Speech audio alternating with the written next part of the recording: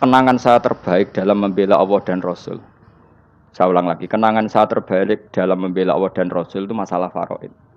Dulu mungkin banyak yang ingat lah ketika tahun berapa lupa saya, tapi ada seorang menteri dan pakar Islam menggulirkan isu hak waris itu sama, lelaki dan perempuan sama, alasannya karena perempuan sekarang kerja. Jadi gara-gara kesamaan gender kemudian mereka ingin bagi waris itu apa? Sama lidzakari bisul hadil, saya itu ditentang. Gerakan itu pernah menguat, termasuk yang bisa dengan tanda kutip bisa menghentikan gerakan itu termasuk itu saya. Yang punya pikiran gitu tak parani, tak tantang begini. Saya bilang gini,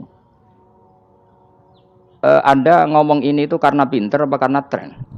Tak tanya, ya karena pinter. Saya ini kan orangnya keren, punya kepangkatan jos lah. Ya, kepangkatan jos, kepangkatan dunia, maksudnya cara pangeran bojos ora ya ora. Cara ukuran dunia itu jos lah.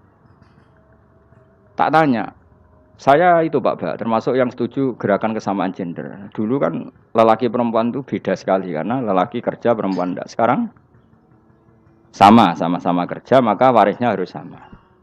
Terus saya tanya gini, lalu penyebab warisan itu kerja apa lelaki? Dia jawab kerja.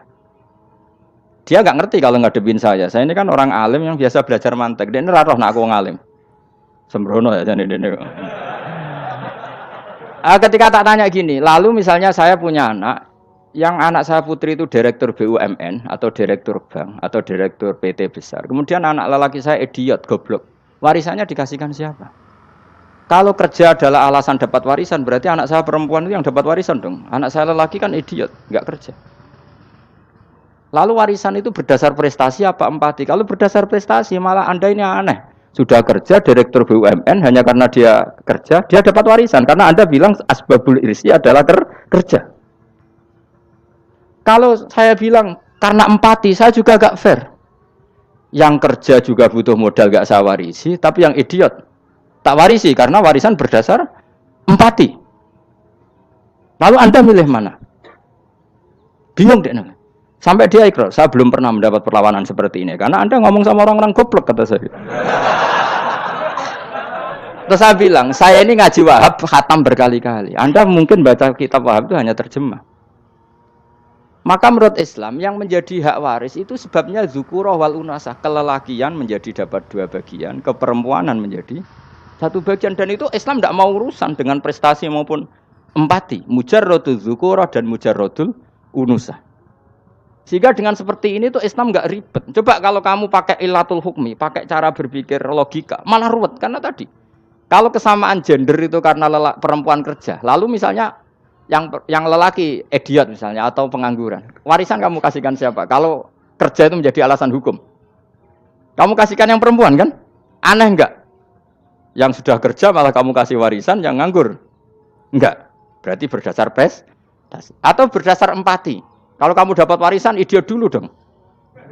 Idiot dulu, goblok dulu, kecelakaan dulu, baru dapat warisan karena dapat empati. Yang sudah PNS nggak perlu dapat warisan karena sudah juga ruwet. Fikih seperti ini ruwet nggak? Ruwet. Nah, kata Imam Haromen gurunya Ghazali, agama itu kadang dinuna dinul ajais. Kita ikut yang lugu saja. Allah bilang lelaki dapat 2 bagian dari perempuan, ya lelaki ya yang punya alat kelamin, penis. Perempuan yang punya farji, ya sudah gitu aja, gak usah ruwet-ruwet. Kenapa begitu? Ya sudah seperti itu. Nanti lama-lama gini kalau diterusin. Ada seorang dokter fikih perempuan. Dia menguasai fikih sholat. Ruhin lanang tapi gak menguasai fikih sholat. Rohnya mau pesolatan misalnya. Lalu yang jadi imam siapa kalau berdasar prestasi? Perempuan dong, karena dia doktoral fikih sholat. Dia menguasai aneh-anehnya sholat. Ghoro ibu masaili sholat dia menguasai. Sementara Rukin takoi sholat itu apa Rukin? Pokoknya ini gugus ngadeg terus lugu, terus ngadeg malih, apa? Ada ngulon, nak salam ngalerin. Dia tahunya hanya itu dok. Lalu kalau nuruti imam sholat adalah yang terpandai dalam fikih sholat, tentu yang imami perempuan. Tapi agama ini tidak seperti itu. Pokoknya wong lanang imami, wong beda. Jadi makanya kata Imam Haromen dinuna dinul ajais sampai Said Muhammad itu sering ngutip beliau gini kan, Allahumma imanan ka imanil ajais, ya Allah. Semoga iman saya menerima konsep engkau itu ka imanil ajais. Imannya wong wedok-wedok sing lugu. Ajis itu perempuan lugu yang sudah sepuh. Jadi misalnya ngukur anak seneng ya anak kono gedang goreng, ngekei duit, ya lugu saja. Itu bagus. Daripada kamu pakai argumentasi, karena argumentasi ini sebetulnya kelihatan cerdas, tapi ada kebodohan masif. Karena tadi, kalau hak waris kita otak-atik dengan prestasi, maka yang pro empati akan protes. Paham ya? Masa yang sudah kerja dikasih banyak, yang idiot enggak? Tapi kalau berdasar empati juga aneh. Masa dapat warisan harus goblok dulu, harus kecelakaan dulu. Maka Rasulullah pernah ngendikan ketika ditanya, lalu warisan untuk siapa ya Rasulullah? Nabi jawabnya lucu. Fali aula rojulin dakarin. Jadi Nabi sempat ngendikan kata rojul.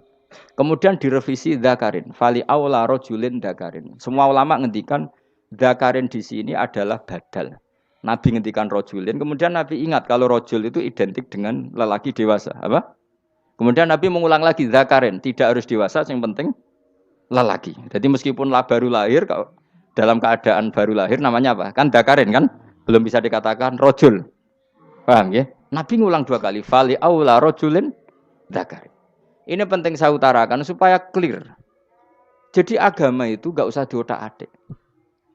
Ya itu tadi misalnya imam sholat itu lelaki. Ya sudah lelaki. Lelaki itu apa? Yang punya alat kelamin lelaki. Jangan dibalik ini. Yang dikatakan lelaki itu orang kuat. Jika meskipun perempuan kalau kuat, misalnya perempuan anggota poluan, lelakinya cemen, idiot, maka imamnya perempuan gitu. Karena makna lelaki adalah kuat. Ini keruwetan. Jadi agama itu tidak seperti itu.